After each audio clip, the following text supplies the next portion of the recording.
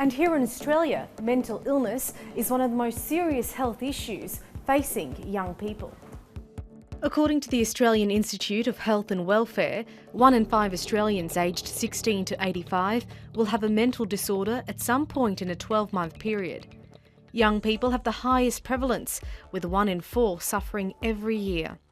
But only a quarter of those experiencing mental health problems actually get professional help. So why are the statistics so high, and how much does the stigma of mental illness affect those who are suffering from it? Well, joining me now to talk more about this is Felicia Huang. She's a medical student from Singapore. Mark Taylor, he's the director of a play called Next to Normal, which is a rock musical exploring mental illness. And Bronwyn Collins, she's an ambassador for beyondblue.org, an organisation that works to reduce the impact of depression and anxiety in the community. Hi guys, welcome to Talk About It. Hello. Hi. Bronwyn, let's start with you. Can you tell us your story? So I've lived with depression and anxiety since I was 14 years old, but the signs and symptoms go back to as young as 12 years old. So that's a day-to-day living arrangement, which deals with a lot of treatment of medicine, healthy living, healthy eating, and then also regular visits with my doctor. And over time, that's been a trial and error process, and that's how today I get to live my life as fulfilling as possible. Felicia, you also experienced depression at a very young age. Can you tell us about that? I started having depression when I was about 14, and I think it stemmed from a very perfectionistic traits that I developed from high school. And in Singapore, there's a lot of big drive to succeed both academically, in sports, and so I think even though I was quite successful at school, I went to a very prestigious high school in Singapore, but I just felt that there was something lacking in my life, and so I just became depressed, and I didn't understand why at the time, and so I started developing thoughts of harming myself, and I also had some eating problems, and I drifted away from the things I love.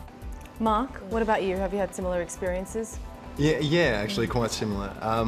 In that it was probably around year 12, so when I was 17 and coming to the end of high school, that I started feeling sad, and I'd wake up every day and feel a little bit worse, and finally that manifested into an eating disorder towards the end of high school. The most part of my 20s I've spent trying to figure a few things out, and you were calling it a black mess, yeah. A black mess. That's how you identified with it, right? That's how I describe it. It's a black mess that entwines itself throughout your body, and you take a back seat and it steers, it drives, it rules your life. And if you don't realise that that black mess is actually separate to you, that you're still in there somewhere, then you start to think that all those depressive and suicidal thoughts are you, and you start to believe the lies that it tells you, and it's hard to realise that you are not the illness, and these feelings aren't meant to be there. So it's hard to distinguish. It's defining you. It's this defining characteristic that, oh, you're the unhappy one, you're the sad one, you're the recluse.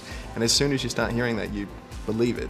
Were you guys at all afraid about the stigma of mental illness, especially having a Singaporean background? Yeah, I guess I was still really young, and in high school no one really could understand, and I had friends who were worried, but they didn't know really how to cope with it, because no one really talks about feelings, and there's always this need to be perfect, and you don't talk about your feelings. With coming to Australia, I realized that people actually talk about their feelings in a very deep way, and they are not afraid to be vulnerable.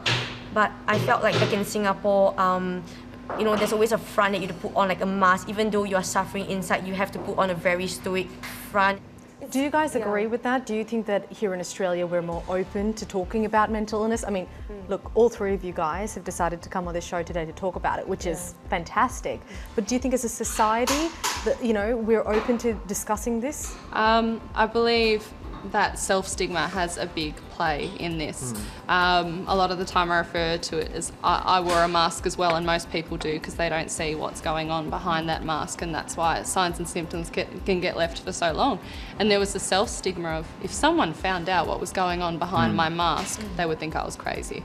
Did you realise that when you told someone, did you feel that you have support from the people around you after you told them about it?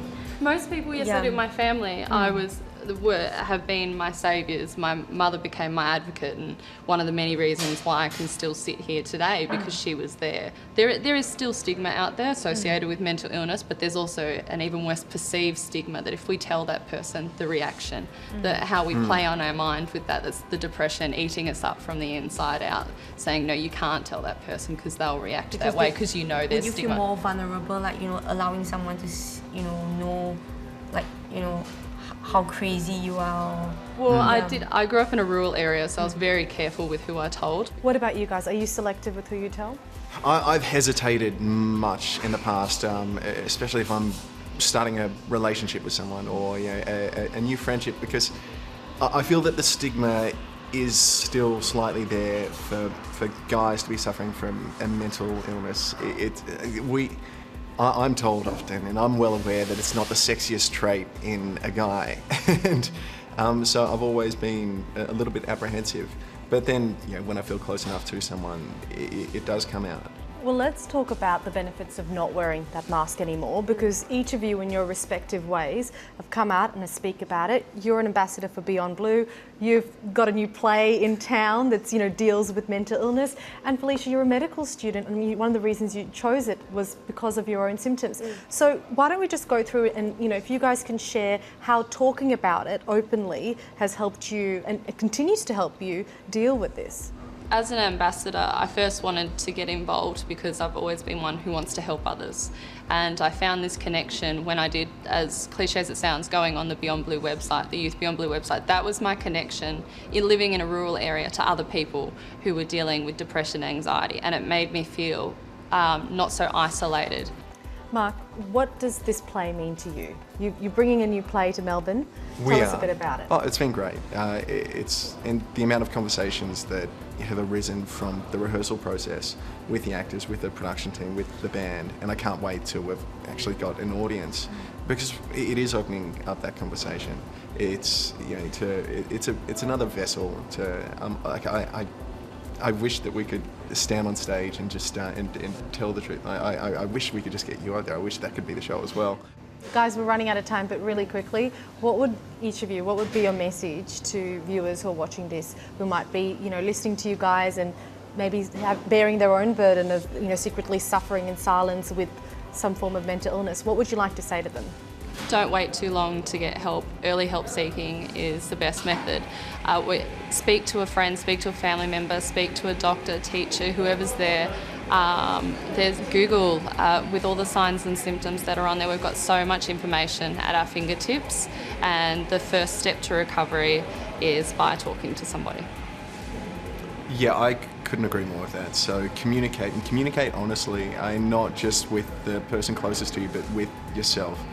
I agree with both of them, and I guess what I can add is allow yourself to remove the mask, allow yourself to be vulnerable, to just share with someone, and at the end, you just feel better for it. Bronwyn, Mark and Felicia, thank you all for sharing your story and for joining us on Talk About It. Thanks. Thank you very much for having us.